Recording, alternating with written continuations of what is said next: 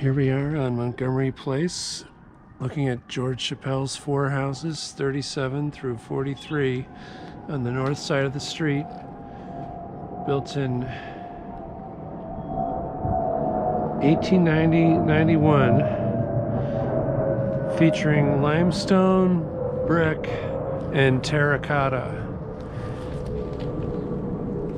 And it's right across the street from some of William Tubby's houses and Charles Pierpont Henry Gilbert's houses. So George Chappell has some houses on Montgomery Place too, between 8th Avenue and Prospect Park West in Park Slope.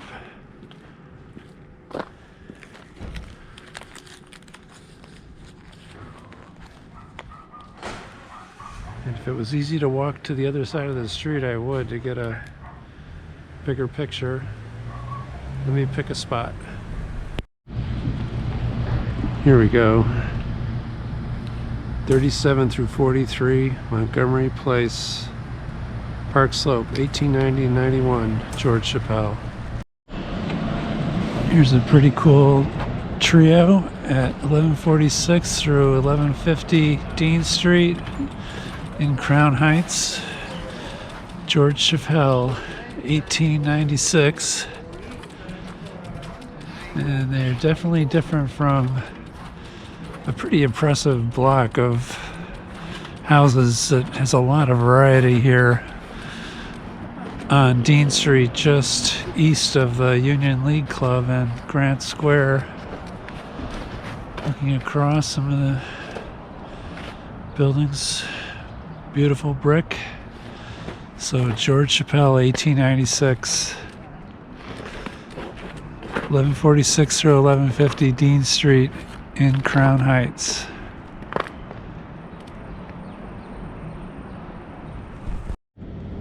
Let's just take a look at some of the other houses as we ride down St. Mark's Avenue to the east to the next George Chappell house.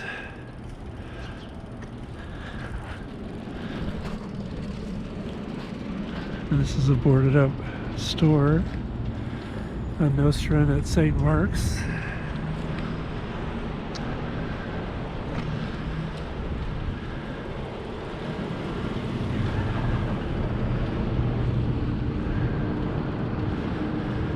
Looking for 750. It'll be on the south side of the street as we head east.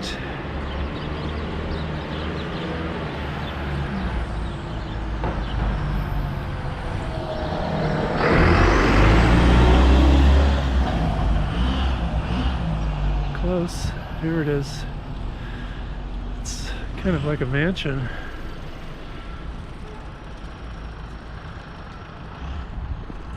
George Chappell, 750 St. Mark's Avenue. Just imagine this house with a yard around it, rather than being kind of confined. Although it has a very nice looking neighbor, a red brick Queen Anne. We're between Nostrand and New York Avenues in Crown Heights. George Chappell. 645 and 647 St. Mark's Avenue in Crown Heights, George Chappell. Late 1880s, 1890s.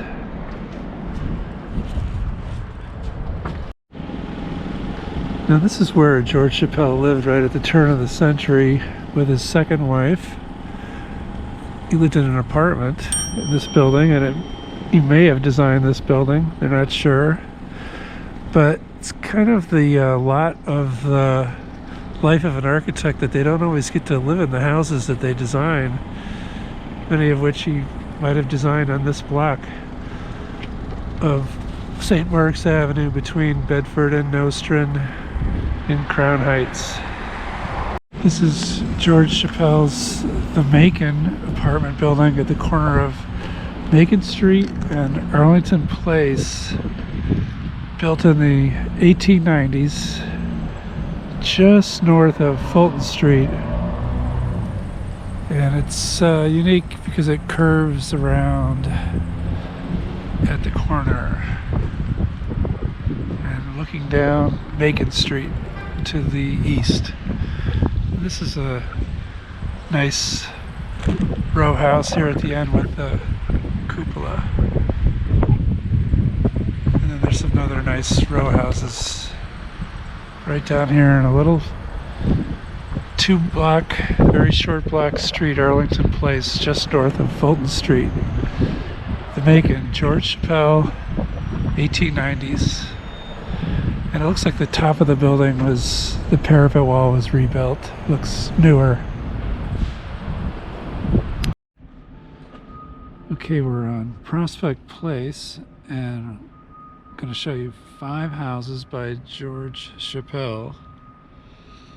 First are these 2 pairs of Dutch Revival houses. 856 and 858 were built in 1904, and 860 and 862, which are the red brick ones, were built 8 years earlier in 1896. So quite a gap in time. And then in the middle of that time was this White House was built. Correction. Yeah, it was built in 1900, semi-detached, by George Chappell on Prospect Place in Crown Heights. So George Chappell designed these 2 houses at 851, 853 St. Mark's Avenue in Crown Heights, between New York and Kingston Avenues in the St. Mark's district. This is Van Glan Brothers building. It also says Quimby on here. We're on Washington Avenue, right by the Brooklyn Queens Expressway, between Park Avenue, which I think used to be a nice street at one time, that runs underneath the BQE, and then going down to the Brooklyn Navy Yard that's Flushing Avenue down there. Anyway, there's 2 buildings here by George Chappell. 73 Washington Avenue, and then this red building down here, it's now a Chinese produce warehouse.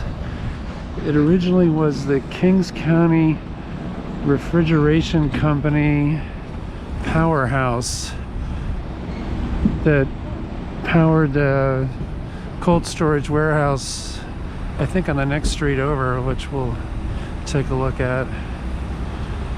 So George Chappell, this was built in 1899 to 1900, and George Chappell is mostly known for his residential buildings, but he got into the warehouse and factory building design in his later years. So it's got a more interest in it than, say, like this building next door, which is bland. But this is in the Romanesque style, even though it's past the Romanesque period.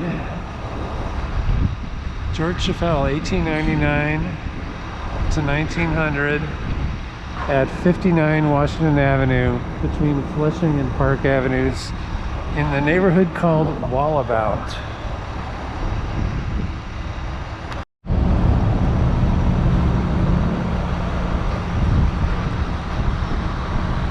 this bitterly cold day. It's February 17th. It's like 10 degrees out.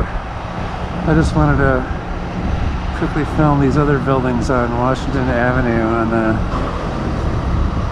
west side of the street. It's interesting. Suzanne Spellman describes this as an interesting neighborhood, and it is. We'll see what it becomes in the future. Well, this must be 30 to 38 Hall Avenue, which is the cold storage warehouse that the building on Washington Avenue was the power plant for. There's some other nice buildings here, fixed up. Don't know what they're being used for now, but they're fixed up. Maybe these will be too. It's got that nice old rusty water tower up there. It looks like we're in the Wild West. I always feel like that when I'm going by here. And it kind of reminds me of the Dumbo neighborhood. This is not an area you want to be at, though, at night. Late at night for no reason. Things happen down here you read about. Not that anybody lives here much.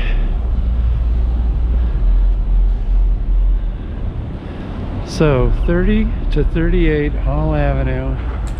We'll say it was built about the same time as that powerhouse, so it'd be 1899, 1900 by George Chappell